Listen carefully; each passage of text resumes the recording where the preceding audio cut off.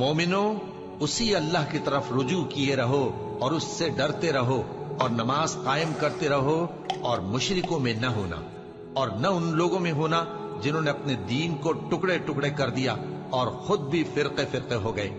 हर फिरका उसी में मगन है जो उसके पास है, और जब लोगों को तकलीफ पहुंचती है तो अपने परवरदिगार को पुकारते हैं, उसी की तरफ रुजू करते हुए फिर जब वो उनको अपनी रहमत का मजा चखाता है तो एक फरीक उनमें से अपने परवरदिगार के साथ शिर्क करने लगता है ताकि जो हमने उनको बख्शा है उसकी नाशुक्री करे। सो खैर, फायदे उठा लो, अनकरीब तुमको इसका अंजाम मालूम हो जाएगा। क्या हमने इन पर कोई ऐसी दलील नाजिल की है कि फिर वो इनको अल्लाह के साथ शिर्क करना बताती है? और जब हम लोगों को अपनी रहमत का मजा चखाते हैं तो वो उससे खुश हो जाती हैं, और अगर उनके अमाल के सबब जो उनके हाथों ने आगे भेजे हैं उन्हें कोई तकलीफ पहुंचे तो नाउम्मीद होकर रह जाती हैं। क्या इन्होंने नहीं देखा कि अल्लाह ही जिसके लिए चाहता है रिज्क फराख करता है और जिसके लिए चाहता है तंग करता है? बेशक इसमें ईमान लाने वालों के लिए निशानियां हैं, और उसी की निशानियों में से है कि वो हवाओं को भेजता है कि खुशखबरी देती हैं ताकि तुमको अपनी रहमत के मजे चखाए, और ताकि उसके हुक्म से कश्तियां चलें, और ताकि तुम उसके फजल से रोजी तलब करो, और ताकि तुम शुक्र करो। और हमने तुमसे पहले भी पैगंबर भेजे तो वो उनके पास निशानियां लेकर आए। सो जो लोग नाफरमानी करते थे हमने उनसे बदला लेकर छोड़ा, और मोमिनों की मदद हम पर लाजिम थी। अल्लाह ही तो है जो हवाओं को भेजता है तो वो बादल को उभारती है, फिर अल्लाह उसको जिस तरह चाहता है आसमान में फैला देता और तह बतह कर देता है। फिर तुम देखते हो कि उसके बीच में से बारिश की बूंदें निकलने लगती हैं।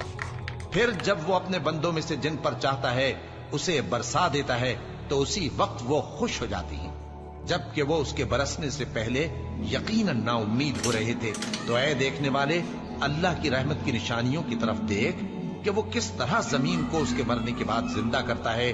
बेशक वो मुर्दों को जिंदा करने वाला है और वो हर चीज पर कादिर है।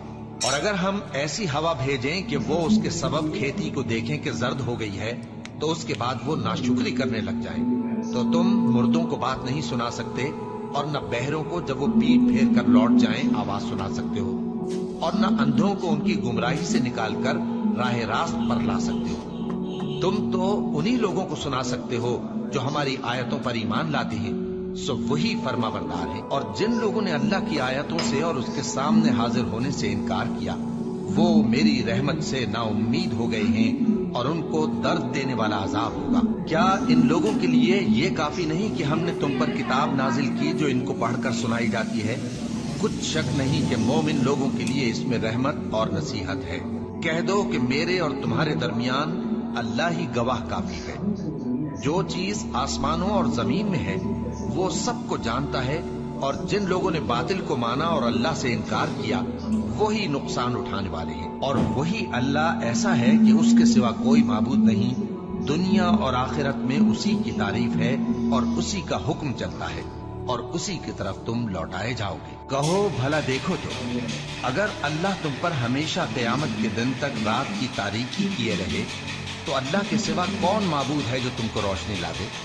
तो क्या तुम सुनते नहीं? कहो कि भला देखो तो, अगर अल्लाह तुम पर हमेशा क़यामत तक दिन किए रहे तो अल्लाह के सिवा कौन माबूद है कि तुमको रात ला दे जिसमें तुम आराम करो? तो क्या तुम देखते नहीं?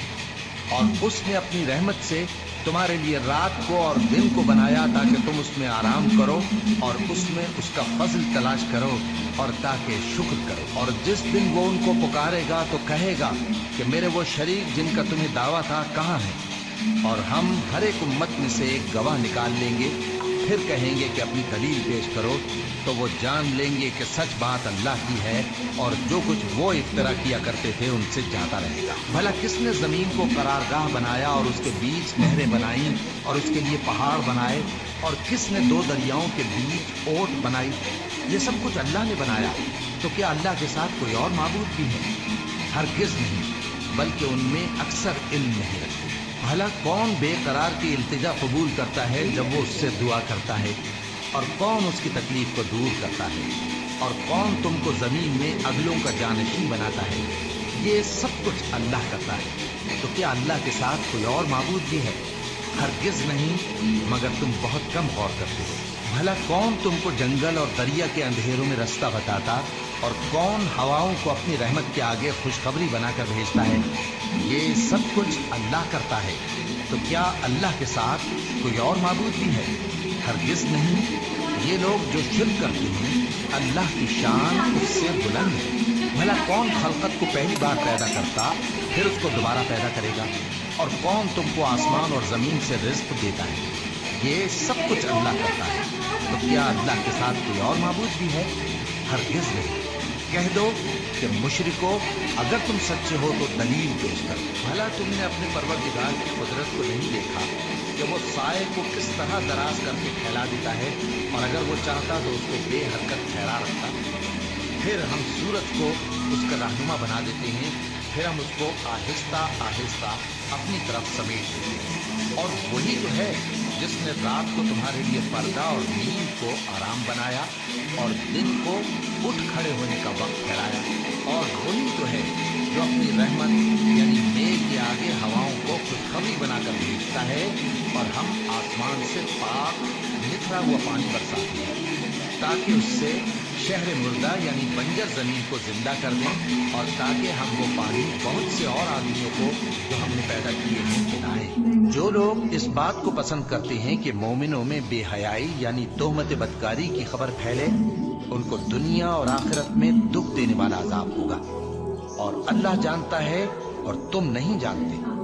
اور اگر تم پر اللہ کا فضل اور اس کی رحمت نہ ہوتی تو کیا کچھ نہ ہوتا، مگر وہ کریم ہے، اور یہ کہ اللہ نہایت مہربان ہے، رحیم ہے۔ مومنوں، شیطان کے قدموں پر نہ چلنا، اور جو شخص شیطان کے قدموں پر چلے گا تو شیطان تو بے حیائی کی باتیں اور برے کام ہی بتائے گا۔